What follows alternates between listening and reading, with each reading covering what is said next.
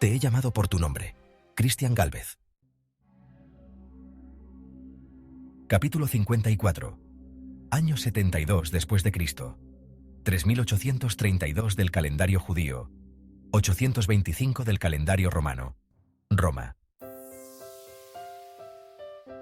Las animadas calles de Roma pasaban a su alrededor en un borrón de actividad mientras se dirigía hacia el foro. A pesar de las dificultades que presentaba la búsqueda del cronista del imperio por parte de un supuesto griego, Jacob no se desanimó. Finalmente, la imponente estructura del foro romano emergió ante él, y con ello, la promesa de nuevas pistas y posibilidades. La búsqueda de Jacob estaba en marcha, alimentada por su espíritu indomable, y la fe en que cada paso lo llevaría más cerca de la verdad y de la justicia que su corazón anhelaba. A pocos pasos del lugar caminaba Cneo Bíbulo. 2 años habían pasado desde aquel fatídico encuentro, y Cneo, lleno de resentimiento, había alimentado su deseo de venganza durante aquel tiempo tras regresar a Roma. Su vida diaria se había convertido en una frustración constante por la falta de dirección y propósito, y solo deseaba que llegara el momento de iniciar su más que probable estéril búsqueda, mientras cumplía sus deberes en la metrópolis y rendía culto desmedido a la diosa Fortuna para que le concediera un único deseo: volver a Jerusalén. Aquella mañana, mientras recorría las bulliciosas calles de Roma, su mirada se encontró con una figura familiar. Vestido con reminiscencias griegas, un rostro conocido caminaba escudriñando la zona, como si buscara a alguien, con el mismo aire de determinación que lo había caracterizado aquella primera y única vez que se enfrentó a él. Sus ojos se estrecharon y su corazón comenzó a latir con fuerza. La oportunidad de resolver su deuda no podría haber sido más clara. No había olvidado los rasgos de su rostro. Era imposible. Quería tomarse la venganza por su propia mano, pero no carecía de inteligencia. Estando en su mejor momento, fue desarmado por aquel judío junto a otros 3 compañeros de legión. Ya no era el mismo guerrero, no era el mismo hombre. Decidió hacerlo por la vía legal. Jacob no era un ciudadano de Roma, no merecía juicio, solo debía dar testimonio. Sin perder un segundo, Cneo dio gracias a la diosa Fortuna y avanzó rápidamente acercándose a una cohorte urbana, un grupo de soldados romanos dedicados a mantener el orden en la ciudad, que custodiaba un paso en el foro. Se dirigió al mayor de todos ellos. «Salve, necesito hablar con el pretor de inmediato», inquirió Cneo con urgencia. «He visto a un enemigo del imperio, un celote en las calles de Roma. Debemos actuar de inmediato». El vetusto soldado romano reconoció al antiguo legionario y, sorprendido por la urgencia de sus palabras, lo guió a la presencia del pretor. El magistrado, conocido por su firmeza y justicia implacables, observó a Cneo con interés mientras se le acercaba. «¿Quién eres y qué información traes?», preguntó con autoridad mientras hojeaba unos documentos. «Mi nombre es Cneo Bíbulo, antiguo legionario de Roma», comenzó con excitación. «Fui herido en un enfrentamiento con un celote en Jerusalén durante el asedio del legado Tito. Hoy he visto a ese mismo hombre deambulando por nuestras calles. Su nombre es Jacob, hijo de Gedeón».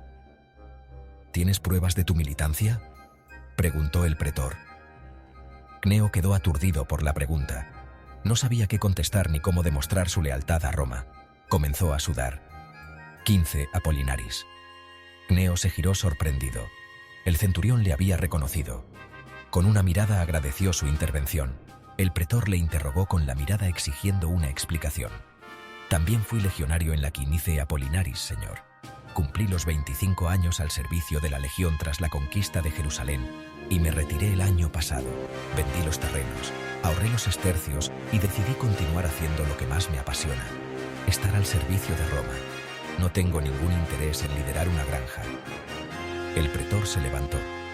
«Ojalá hubiera más romanos con tu misma devoción», premió el pretor. La confirmación del centurión e información del acusador le habían convencido y alarmado al mismo tiempo. No podía permitirse ningún error.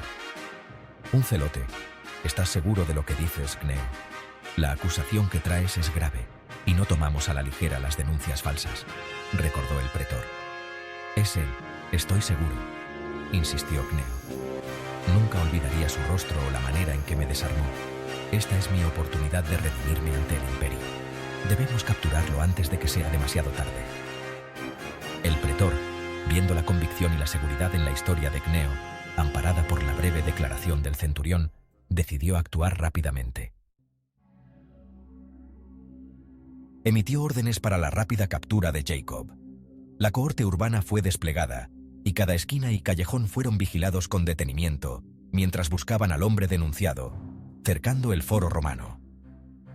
Jacob, aún inconsciente del nuevo peligro que lo acechaba, se hallaba sumergido en la vasta red del foro romano tratando de localizar a Josefo. Pero no pasó mucho tiempo antes de que la red de la cohorte urbana lo alcanzara. ¡Ahí está!, gritó Cneo desencajado. «Ese hombre es un celote, conocido por sus actos de rebeldía contra el imperio».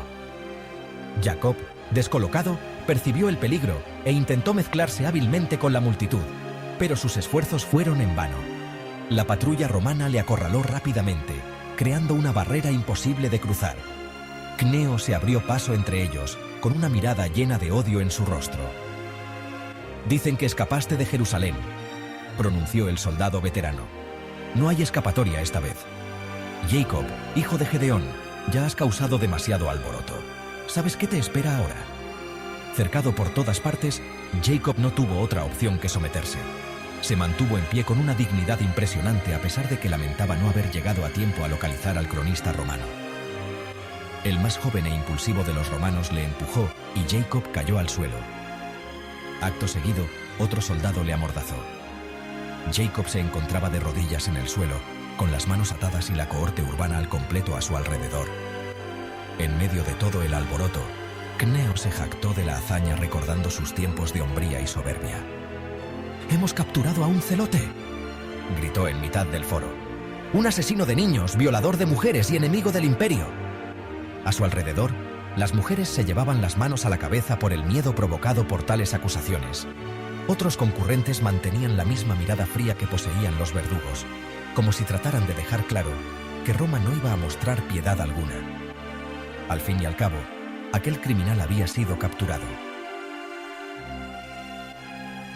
Mientras se preparaban para llevar a cabo su traslado al pretor, un joven exaltado se acercó para propinar una patada en el estómago de Jacob, tumbándole de golpe. Un segundo joven intentó lo mismo, pero, en ese preciso instante, el longevo soldado romano se interpuso entre Jacob y su ejecutor. Le agarró del cuello y lanzó varios pasos atrás. Todos callaron. Con gesto decidido levantó la mano en señal de detenerse. Sus compañeros se miraron entre sí con sorpresa, sin entender por qué su camarada se oponía al escarmiento de un enemigo del imperio. «No podemos hacer esto. No es correcto. Su futuro lo decide el pretor». Su voz rasgada acrecentó la tensión que invadía el lugar. Los demás dudaron, sin saber cómo reaccionar ante la completa devoción a la ley romana de su compañero. El hombre que estaba tirado en el suelo era, al fin y al cabo, un celote. El soldado miró a Jacob, quien lo observaba con incredulidad y gratitud en sus ojos. Le ayudó a ponerse en pie. Sin decir una palabra más, el romano desvió la mirada indicando al resto de la cohorte urbana que se retirara. A regañadientes, soltaron a Jacob y se marcharon junto a Cneo, dejando al prisionero y al maduro soldado solos en el lugar del castigo frustrado. Jacob, con el pie, dibujó un pez en la arena a sus pies. El soldado romano, mirándolo fijamente a los ojos, no necesitó pronunciar palabra. De un puntapié, el antiguo legionario borró el bosquejo en la arena y empujó a Jacob en dirección a la patrulla romana, que estaba a punto de llegar a la comandancia del pretor. Jacob, ingenuo, se equivocó. «Cneo, ¿es este el celote que te atacó en Jerusalén?», comenzó el magistrado sin perder el tiempo. «Sí, es él», respondió mirando a Jacob sediento de sangre. «No tengo ninguna duda».